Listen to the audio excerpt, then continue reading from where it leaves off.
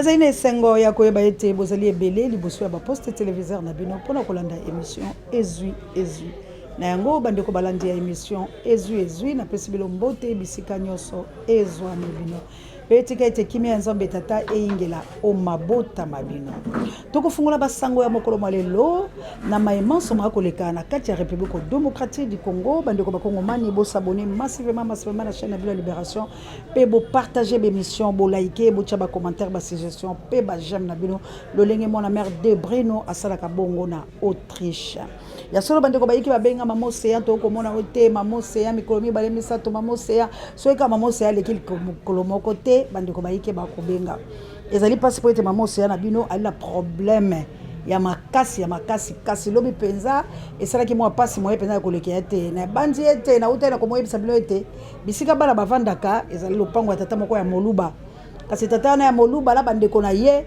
tango bango bayoki eteke ngai lokola sango ebomba makate nazali mama ya bana wana nde bana nga bakozwa lumbe na yebisi bino ko mabe boyebi pe leta wa biso ezali bobele ya bango kasi merci na colonel ona kotanga kombote ali moko oyo asunga kapala ndaka biso pe na bokebi na bengaki yende ye akendaki kuna akei komotala kasi asenga biba mose ya bana babima wana pamba te bana bali na kimia te ba menace oyo komi na bana lobi to lobo kuna okoyoko ya kozanga bana na yo bande komsu ya nzinga bazwaki bana ndenge na koloba boye bana na ngai babimaki lobi na lolenge ya seku ya kobima penza soki colonel azalaki te me nayebi te sikoyo tomituna na Félix ali bobele mokonzi ya baluba soki baluba bakosala makambo ya boye cela veut dire bako comprendre chèque na bango bako comprendre ete mokonzi ya bango akosala mosala te pamba te soki bango pe bazalaki na souci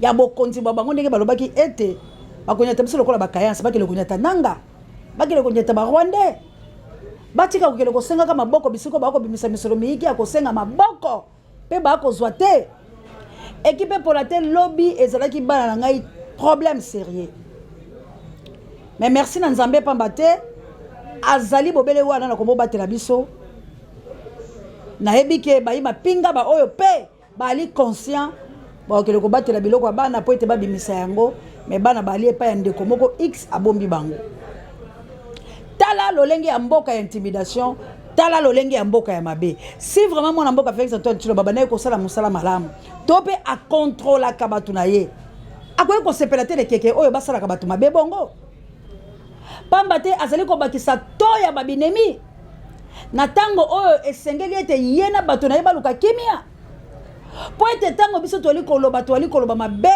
oyo ezali kosalama na mboka pe kufa oyo ezali kokotala bayi kongomani oyo ye moko azali incapable ya ko se prononcer pe ya koloba liloba moko po ete tumbesila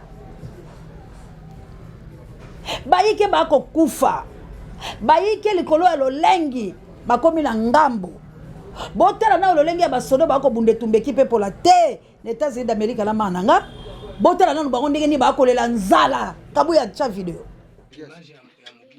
Nima tukwa sema ya Kiswahili aseme sasa. Mimi na mimi ndifuni kwa kule. Nani sasa watu? Mama hito nikana hapo.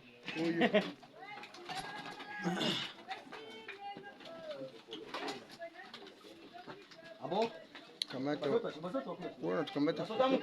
Naenda nasema. Tena peka naona, peka naona. Wewe naenda naongea. Naongea sema hivi. Hapa ifache gani hapa?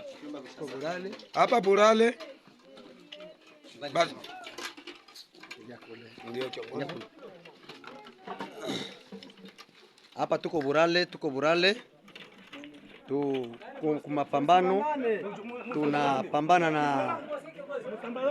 na jeshi la M23 jeshi la M23 hapa tuko Burale tunapambana na jeshi la M23 hapa ba soda ya IJ PLTC kwa Cordo El David Liberateur General Mubangu ba soda ya General Maish tuko hapa na ademeloge wa kwake na observation wa kwake na jeshi hizi batetru hapa bote tumeanza pigana hapa katikati ya Bwaungu na Burale njo kwenye adui tunamfungia njia pale hata shuka Kamituga na hata panda Bukavu njo kwetu tuko sai lakini tunakosewa ravitaema njo tukosea chakula babiana bako hapa bako bengi sana kabisa, chakula inatukosea sana. Pengine bako muambushe hivi, si viongozi nyobe tuko hapa. Bo chef meule wa IJPLTC ya Libertaire David kwa General Mbangu. Hapa tunakuwa na chef d'état major wa General Maeshe. Njoo uleko na shona pale shene ya PKM iko naongeza pale ravitaillement Masasi. Njoo kwetu tuko hapa T3 wa General Mbangu kwa IJPLTC njoo ule pale. Abo basoda bote wiko hapa ko generation mbili ya Maeshe ni ya General Mbangu. Njoo tuko napigana hapa Burale hapa kwetuko. Monima hii basoda wako ku monima. M23 ilikuwa hapa asubuhi na kimbilia iko mkatikati hapa Bwaungu na Burale njoo kwenye bako tunawafungia njia pale. Ila basoda ya Nyakiriba na wako Bwaungu wanafunga pale. Tunawapiga pale kabisa, Mungu anasaidia, ila watoto njala njoo shida. Naomba kwa viongozi watu ravitae na chakula na kila kitu. Tunatia eta majoro hapa Burale. Natia eta majoro hapa Burale. Hapa kabisa tuko nafanya kazi, ila viongozi tunahitaji batusaidie sana. Batusaidie sana. Bale pale wapeme basoda ya mvuma bale. Pale kabisa tuko. Ndio vile kabisa Burale hapa. Burale hapa tuko hapa Burale. Ndio vitapigana, tuko tayari kupigana. Tungana mai ya Kasindie. Tuko tayari hapa. Tuko na hasira ya nchi mzee. Hapo hivi hakuna kutoka. Tunashukuru sana kwa viongozi, mtukumbuke. Hapa kama tunasikia hasira ya nchi. Hapa ni observance wa mouvement IJPLTC njoo sauti yake hii. Mwenyewe kulia de front.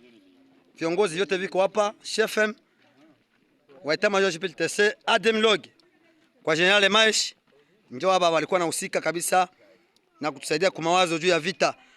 Kama tulipata risasi ni kupitia boye banafanya logistique, Mungu anasaidia, wa chef mbiko hapa, ba komanda brigade bote banalala hapa. Ndio tunasema mtusaidie kabisa, mtusaidie sana na chakula, tuna chakula. Merci viongozi. Boya bisanga bayi mapinga bakozala corrompite. Petala modela bayi mapinga yango. Oko mona penza wana bali bato pa ko siba pa mondoki po mondoki betami. Boli kampete po mondoki etala ka taite etala ka pembula te. Kasi boyoki bango.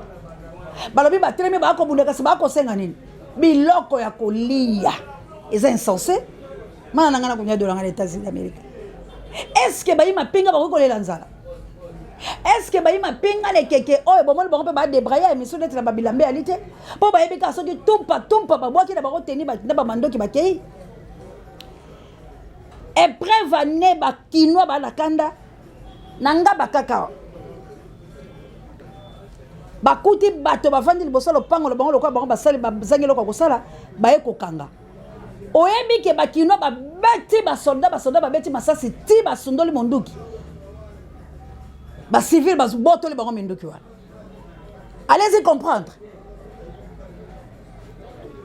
Kalate bokomo la guerre civile là. Parce que bino boko banza ke oyo ko sala mabayi kino ba ko sepea nango. Ba boto li ba soldat mandoki. Ba résister contre bango ba soda ba beti mandoki ba ko kima plus de 8 balles et bimi dans le vide. Mais ba yimi bali pe ba landi bango ngumbo pe ba botoli bango mindoki. Ba ke ko pesa yango ba ki de droit. Ba yebisi bango to kotala bango lisusu. Alors bino bokanisi ke soki civil a tombo ki bino bokokoka. Civil a ko pesa bino nde ngonga. Ya boyi milengele bo bibongisa. Pa bata civil ba ko landa biso la bokebi. Baiki peke pa kenda ki balobi boko menacer libote ya maman c'est ko simba te. Mais merci la générale pour l'intervention. Ya ko protéger balobi maman c'est atika bala balongwa. Pambate biso pe to ko sala te e ko sala mabeba ko bomelo bana. Botala lolenge nini ya intimidation et puis ya ko toucher ba vie ya bato. Bana nanga bazali awati. Bino bokanga eka biloko mais bana nanga bazali famille nanga ezala matete, famille nanga ezali bipai na bipai. Boko bome bango te bino boko intimider bobele biso pour la bosolo ezali pasi kasi pona bolingo ya Congo toko se terre pamba te to ko mona mai o mako salama bayi Congo mona bako kufa tela biso na frontière na biso na commentaire ya ba mama wana bolanda la bokebi Te. Bakokango pamba mama ko. Sala te loko na. Bai bakanga te. Mais papa kuna ya nini? Bato sécurité te ko ba filmer yo te ma. Ko tala na ko. Kape na tina ona groupe. Ko zo sepe la.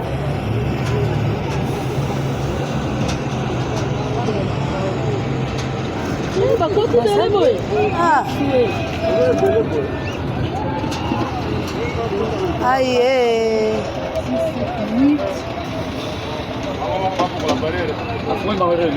Bango moko bafunga barera kongo. Tala nga likambo. Esa wapi? Esa na nini? Bongo ezali susu ya biso te. Tala bango nde bafungoli barriere. Seigneur. Baobara bi. Biso na bango. Sana. Kokota ya baogande oyo na mboka na biso awa toza na frontière na Goli. Nde yango wana bango kokota. Ebele ya mituka. Toyebi te destination na bango oyo eza wapi. Nde yango wana bango.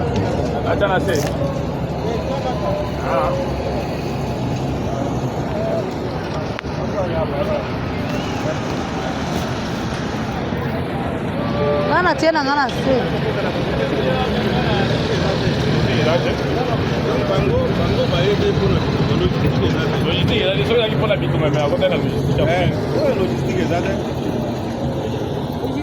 Yanga mokonzi na Angleterre na mboka ya Big Daniel Ngenda. Bo s'abonner, bo partager mes missions, ba maman missionnaire na plus 32 la mboka nita baba ifoku yo moto.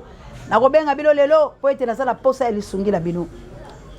Kane konto kila me jendeta lo take tumba. Bokilo lo kondo fam pekato na robenga bilo la chabia na Aken pasteur Willy na Mont Carmel. To sunga pambate esengeli Congo eningana. Bokula ka ikala lo sako esengeli Congo et bouger. Parce que la République démocratique du Congo, on ne libère pas un peuple partout dans le monde. Le peuple se libère. Musée a été juste pour la côté a été non. Tobunda. Tolembi va baiser à Judas. Tolembi, Judas a régné dans le monde. Il faut to zongi ça y est la case à départ. Alors il faut Tobunda. Bonsoir de la souka maman balobi bakobala balabiso hein. Parce que nous sommes faibles, pour la kobo ya liwa, maman komitika. Parce que nous devons défendre Yazate, non, nous défendre le patrimoine. Nous devons défendre le Congo là-bas congolais. Parce que la kobo kotika ndekolanga kufa boete lokola nyama.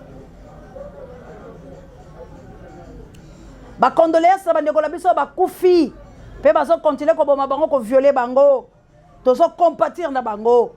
Tozondi maliwa pe passion so komela biso mikolo na mikolo. Natina eti ko défendre bango pe to ko défendre bango. Tikilo to kunda bibembela biso na valeur. Tikilo to kunda bibembela biso na valeur. Ba congolais. To sakala tene keke oyo ezali pasi. Bato baike ba ope bazali ba kongomani. Ba kendaki na Russie. Bamoni ekezo simba te bakeko soutenir ba M23. Bande ko la biso bazali ebele bakei na sima ya nanga bite zakaka moko po ete Félix a démissionné parce que bamoni ba politique ya Congo ba ko Melissa Félix mabele ba ko soutenir ye systématiquement. Mais regret zakaka moko bolanda bilo moko rwandais oyo. Donc là je ne donnerai pas l'exposé historique sur le conflit Hutu-Tutsi au Rwanda ou au Burundi. C'est un conflit qui n'existe pas, ou en tout cas qui n'existait pas avant en RDC. Quand j'étais là, je vivais avec des Banyarwanda, dont certains me disaient qu'ils étaient d'origine Hutu, d'autres d'origine Tutsi. Je n'ai jamais entendu parler de Banyamulenge à l'époque. Ça, je dois le dire. Pourtant, j'étais avec des gens qui parlaient un Kinyarwanda un peu différent du mien, mais qui venaient d'Ouvira ou des environs, mais qui ne s'appelaient pas des Banyamulenge, qui étaient des Congolais dans les années 70. C'est après, en 1996, que cette donnée est venue s'ajouter à la complexité déjà de la situation dans cette zone. Les Banyamulenge ou les Tutsis originaires du sud Kivu, qui veulent qu'on les considère désormais comme des Tutsis, certains plus proches du Rwanda que de leur pays officiel, le Congo. Et ça pose problème. Si je parle du Congo, de la République démocratique du Congo, ce sera la même analyse. Le Congo n'a jamais attaqué le Rwanda. Le Congo n'a jamais massacré des Rwandais au Rwanda. Même s'il y a eu quelques victimes, c'est peut-être au Congo pour des raisons qui n'ont rien à voir avec une volonté de destruction. Par contre, notre armée qui a été envoyée au Congo en 1996 a détruit des millions de Congolais par assassinat direct ou alors par ce qu'on appelle dégâts collatéraux. Et encore, j'ai du mal à utiliser ce terme. Parce que quand vous poursuivez des citoyens et des civils dans la forêt, que vous les soumettez à des conditions abominables et qu'ils en meurent, ça aussi c'est un génocide, selon la définition de l'article 2 de 1948. Donc, s'il m'était donné de m'adresser aux Congolais, même si je n'ai pas de responsabilité, avec modestie, je dirais vraiment, il faut que les Congolais, je commence par les Rwandais. Les Rwandais doivent demander pardon aux Congolais. Le gouvernement rwandais actuel devrait prendre son courage à main. C'est comme ça qu'on fait aussi la réconciliation et la paix.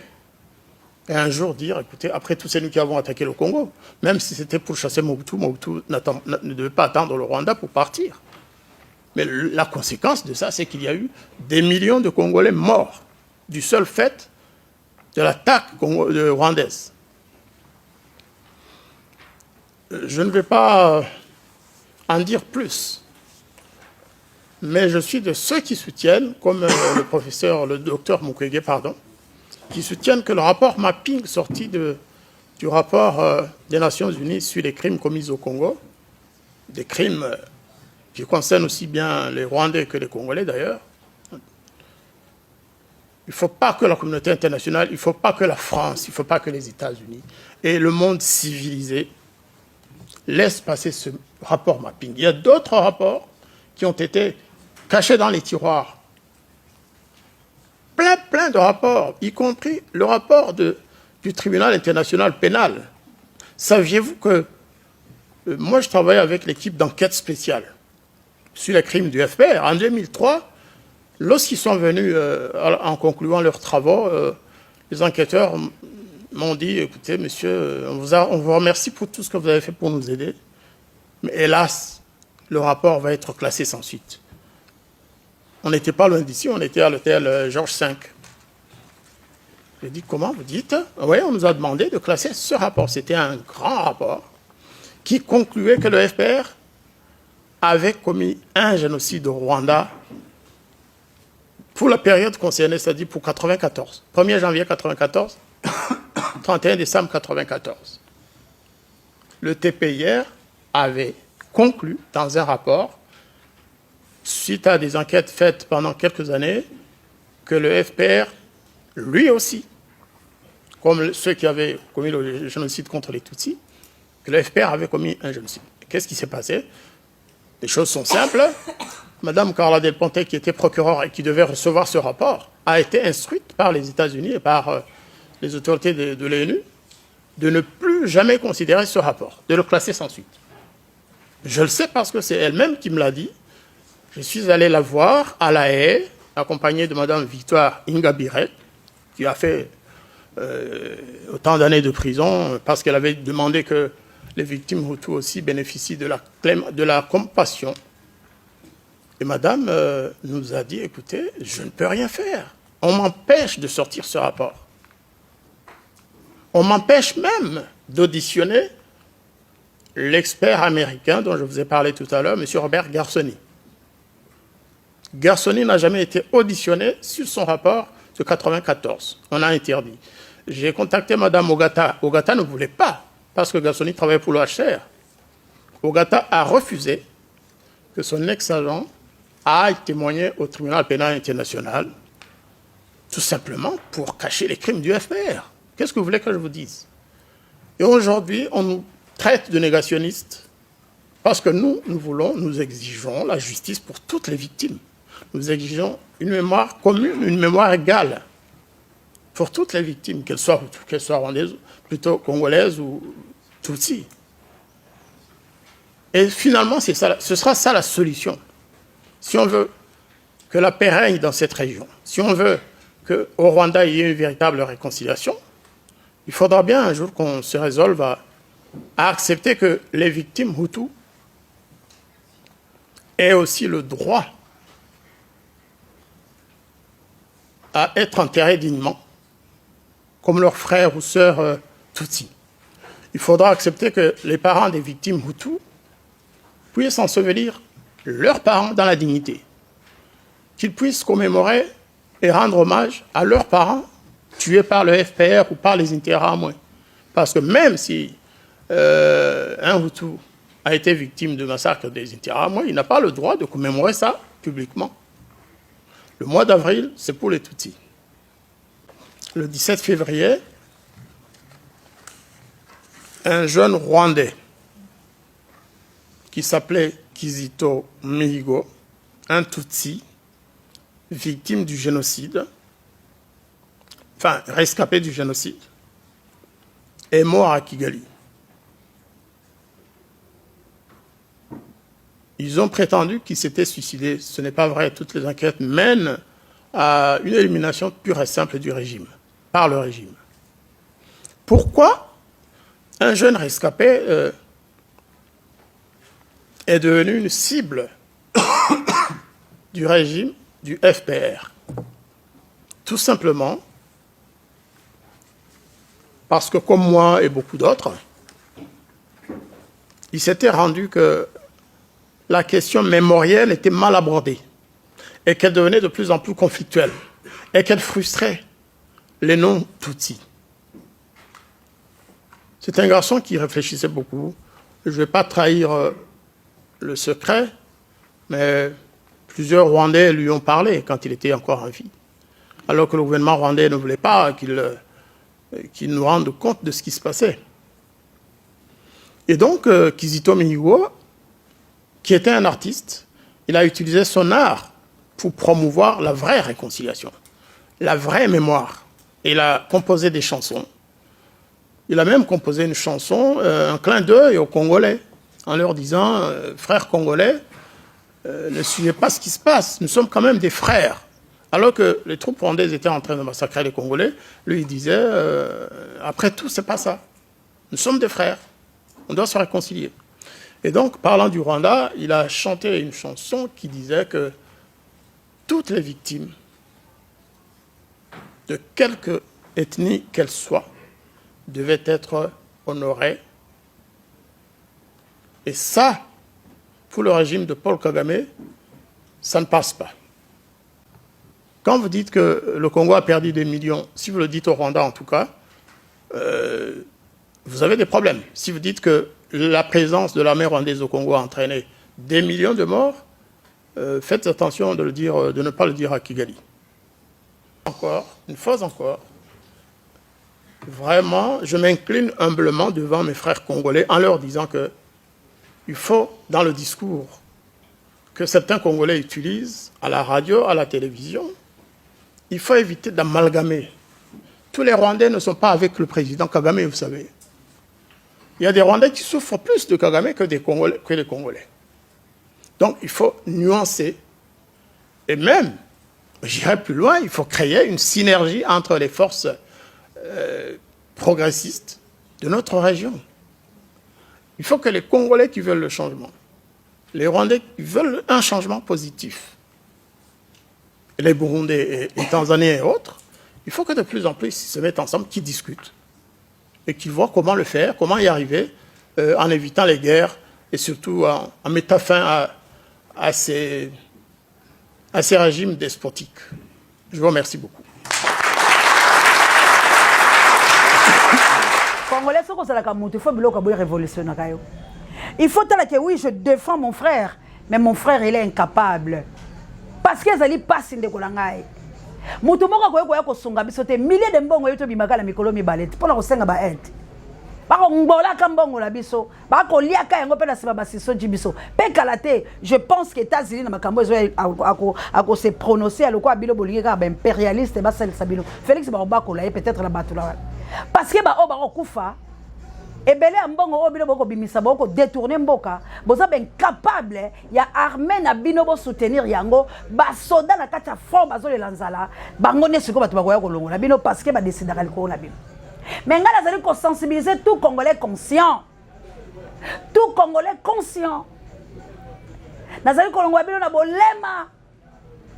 Bolongwa bato ikaya bato ambangi, bato komelaka ntoko. Bato bazangi tina kasi bolandaka po ete botelema bobundele kolo ya bino. Que vive la paix en RDC. Tolia biba minéré. Tolia biloko biso, mais tokolia yango te parce que bato moko ba ko kakema biso na mongongo na nzela Félix. Bravo, bravo encore une fois les missionnaires Sango parce que basi bazui 14 secrets professionnels à Félix.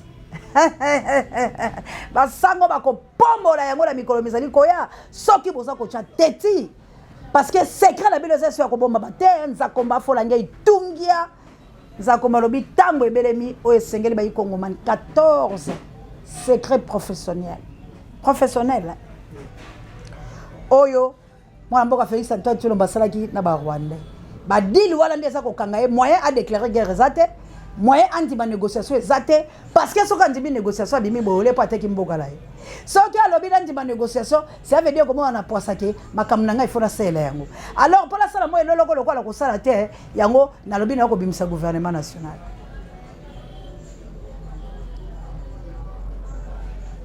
bande kolanga partout bozali moi la mère de Brino na Autriche to bunda lik makanaki prisonnier de Jésus yani kota mutunga to bunda parce que tous ça la besoin à kimia ndeko nanga ko sazarder te Félix Obik Saoté là je te dis la vérité peu importe le lobby du fait ndela Obik Saoté ba mama ya moto mojali mozima mite akobi ki Saoté po za la makasité soki batangeli bilo badila la basango bolela boko regretter na bilo bato bo antinga ndingala bo ebele bazantinga ndingala bazolia kaka po bango loso ba changer la ba okazaka ba soutenir ete mais le quoi des faiblesse mbongo yango moni bango bazo zo mbongo mais la zola ka bango mage boko lia mbongo wana partout bo ke na mbongo na ekaka mais bino banda ko la Kishasa ko buka na to ekotikala po Kishasa to ko poudrier yango po to ko tonga Kishasa l'argent boye ko to ko bebisa mboka la biso na lolenge ezalaki alors to ko tonga yango na ndenga bien Kabila Nanga Félix bosola la lombango na cohésion la bino wana po boye bisa biso nini bosalaki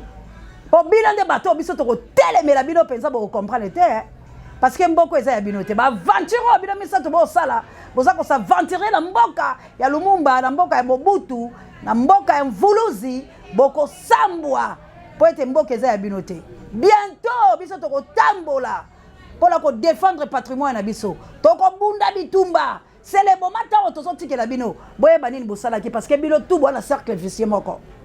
Donc vous avez le droit à consolo la bobo ngisa makamuna bino hors ya nation congolaise.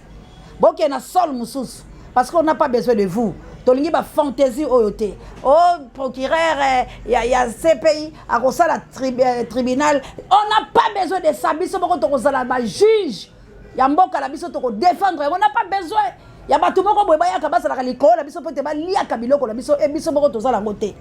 Biso to ko to futaka couranté. To ko to futaka maïté. Bana biso faut batanga besoin gratuitement. Mais biloko tout ezo simba te parce que vous êtes derrière. Bozo manipuler biso bozo pesa biso bikonjo baza faible. O bino boko manipuler pour ba boma peuple, pour peuple akufaka, peuple za la bololé cette fois-ci to lobi té tozo avec force. Là je vous le dis peu importe. Boko boma biso sur le terrain. Toza koya toza ko se préparer en conséquence. Liwa ça pour la batunyo so ba ndeko la biso bazo kufa bazo violer bango bazo beta bango ba masasi. Ba violer misu na Congo central, je vous avais dit. Bazo ka biso mawate alors biso to ko bata mapola nini parce que ba Congo ndé za ridiculisé. On va défendre notre patrimoine. Dieu est là à aider biso. A ko biso force a pesa ki eli. A ko biso capacité la possibilité a pesa ki Josué. pour la conquête d'Israël et puis la conquête de notre patrimoine RDC. Pe RDC ko vivre convenablement. Pe ba Congolais ba ko sepela, ba ko yeba ki baza na Nzambe. O ayo ki ba cri na bango. O Nzambe ala ko défendre bango. Assalamu alaikum na ba musulman na biso mama Jawa na bilo to la South Africa la mboka ya Dilo Mpinga. Ba pour mettre Angola lo bondia botar de bonoite émission ko komela bilo mamour d'Angola la mokite na Florence. Matondo mido. Mama de to benga na Suisse. Po ete to solo ba numéro la bilo ba ibanga ba téléphone mama na jolie na yebi ke bozali bolandaka. Si boye bala kobenga po ete tozali ko bundela mboka tozali ko protéger tout le monde parce que maye oma ko sala mala Congo mutu moko ko sepela ngote mais tozala kaka ba tchakute mais to kita siko en action yango tozolo ba ke tout Congolais faut acha maboko na ye ya ko sunga pamba te révolution et sala makala maboko te révolution sala makala nyonso faut tozala mbongo tozala bibundeli tozala makambo nyonso parce que tant tokokende tokende tosilisa makambo ya mboka na biso tangu tokosokipe na bato bazali awa nde ase momala ba oyo libanda ba comprendre que Congolais bazobanga nde Congolais tomboka parce que kozala likambo mosusu gâchette ekobeta mais bientôt il faut beta parce que trop c'est trop trop c'est trop trop c'est trop maltraitant c'est comme na niveau moko te tokoka te tala mama oyo na ndeko oyo bazokufela nini kabuya video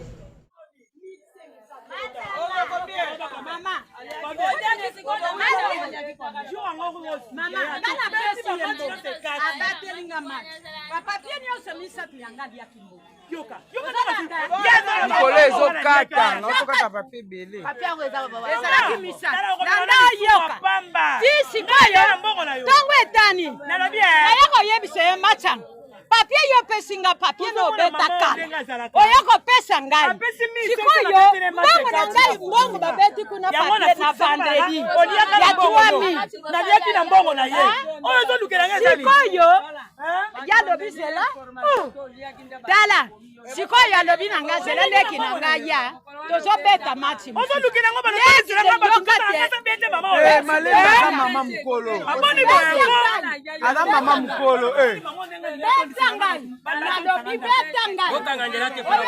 bakufeli winner bilo mo bomoni tala de Congolais comme na niveau tala niveau Congolais tala niveau ya Congolais ayibi papier soit disant ya maman azo wanga la so maman gagnaki vous voyez que tozangi ata motema do bali ba komisa biso mabe ata lelo ko ko sala te tala ndenge azo pousser maman ya bato maman azo réclamer papier na ye ba filma répéter ba filmer est-ce que boyeza malam niveau ya motema mabe tozo koma nango biso la biso niveau ya lokuta pe ya sorcellerie parce que bino bato bolimbo rendre biso yango bozangisa biso amour biso tolingana ka biso la biso Congolais ko simba lichette pour ndeko na été c'est un esprit rwandais oyo bokoti la kati la bango parce que vous êtes associé avec des Rwandais mais biso to la ba Rwandais te peu importe ndeko wa uti ko lobake tozali te ke to lobaka ba Rwandais parce qu'il y a aussi des Rwandais qui aiment pas Kabila non bato o Kagame bomina ba Congolais baza kutu la makambo la te ba yebi kutata Kagame te mais ba kufi non sama bango biso to ko kabula ndeni Rwanda saka Rwandais to bomaye etango to koyokana ndeko zala bien parce que bakota kala mabela mutu te yo lo bake prophétie ya Nzambe est-ce que yo no comme ça Nzambe le kwa camarade na a peso mabele ya bato na ndeni ozoya ko so mabele na kanza ozoboma bato na kanza a complicité la ba mindele o bino bolenga ka bango mais mindele wala balingi bino te au lieu to sangala pe biso la biso to solo la yo Félix démissionné otika biso to bunde tumba oza ko lia lino oza ko andirsi motema na yo ti obomaka bato ti bala nga ba ke lozala ba victime à tout moment parce que je dis que la vérité rien que la vérité et je défends ma patrimoine non et simbate Dieu te contrôle Nzambaza parce que ça contre-traiter la musala auto ça la pêche na libération Nzamba robate la biso to ko bunde tumba pe to ko longa o kotala Congo la musika Robert ka lisolo ya Congo kezalaka pe la batinda mi ya Nzambe oyo bayaka pe la forme moko songolo pona ko défendre patrie na baro pe balongaka alors to ko kunda bibembe la biso na honneur to ko lela bandeko la biso pe to ko honorer les 57 patriarches pe to ko honorer ba héros na biso ba Rossi Mukendi ba Kapangala ebele tout activiste la biso ba mission nyoso ba kufa to ko honorer bango parce que ba défendaki patrimoine na bango pe ba biso to ko za ba héros vivants to ko komisa Congo la biso na esika oyo kokoma bongo to ya kokufa. Que Dieu vous bénisse. Que la paix doit quitter nos esprits. JKM, le number 1 au CR de la presse congolaise. Moninga Bato ya Kuchebulai. Nzamba lekala kopambola yo. Nzamba zanabilo partout. Bozali maman Célestine. Na papa Michael, papa Alfred, na maman Clarisse, la Canada, na mboka lipasa langa inu ya se anti-live. Bino tout ba congolais. Il faut bolata kanda. Il faut bolongola koinana. Il faut bolongola misala mabe entre bino na bino. Plutôt to luka ba voisin moyen pour na ko libérer nation na biso. Tous un pays tellement riche, je vous le dis. Tellement trop riche. Maltraitance, la biso eza po basala yo na ba potentialité belé. Yo ko kele ko kemandaka na mboka batute. Tu n'es pas esclave. Bango de bakozala ba esclave pa na yo parce que yo za na tout bango bazala ngo posa. Mais voilà maintenant ba rendre yo faible. Tellement yo kandeko la s'abonner, partager émission, liker, tcha ba commentaire. Bundisa bato bazo bundisa chaîne oyo. Yebisa bango bo meka kate. Po mona moi solande nzambe o telemi po ko défendre patrimoine na biso. Boko e ko meka la yete parce que bato lokola bandima kate bakozala ka bato mabe. Mais yo na kana yo défendre. Si tu as des moyens pesa pour être bala babunda bitumba. To sala ya bien cette fois-ci Congo parce que babanga biso na monde ba bakete ezalaki la ba chaîne moko be balala ki la bango mais bo telemisi bango sikoyo moyen mikila la bango egumba maliso ezate soki basali action te que vive la guerre en RDC et que vive la paix éternelle en RDC. Que Dieu vous bénisse partout où vous êtes. Nzambaza la biso ba mama e ba papa e to bunda boa festa la bino na yoki mawa pona Zulema. Ah mon vieux, pas son âme. Zulema ezanzela ya biso nyonso. Nzambe asimba mitema tokozala matanga tokolela yo na ndenge oyo esengeli. Papa chéri ba condoléances na BCBG lisusu po ete porte ya liwa et frapper lisusu epai na bino. Famille ya Zulema mwasi na ye tokokutana na banzi tobenganaki tozaka ensemble. O tokoka kosala o pe tokoka te. Mais néanmoins, on est ensemble. On ne peut pas être cher. Nzambe Azanabino. Voyez Makasi à Congo. Et Kei. Bon. Les autres disent négligence et tout ça. Mais Dieu, Azakolo Yaliwa, Ye Ayebi. Amnayo Ezalakaka.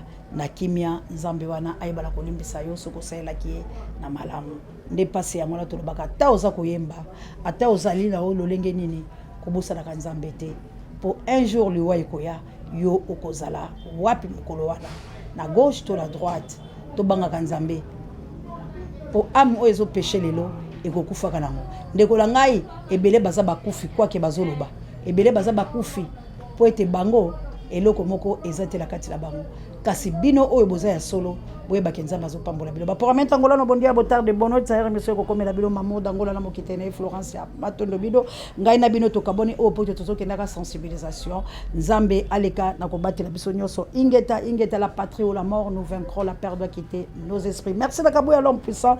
On n'échange pas l'équipe qui gagne. Merci na Papa Dieu directeur recherche stratégique et personne sango mokondi pareil monsieur joyeux anniversaire à toi Ferregola.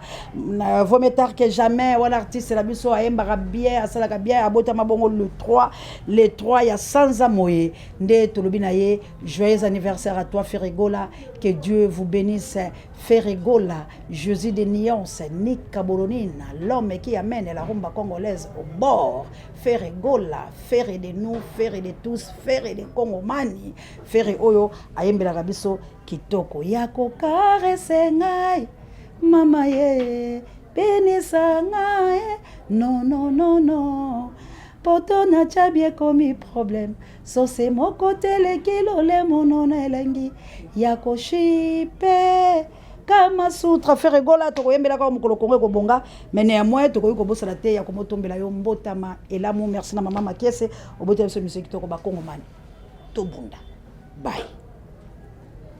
J'ai fait les calculs exactement. Quand on fait 1 milliard 200 1 million 300 000 francs congolais divisé par 150 000 hommes, parce que notre armée est faite de 150 000 hommes. C'est-à-dire que chaque ministre de Bazana, Moutouna Moutapé, si soldats 800 francs congolais. Même pas 1000 francs. 800 francs.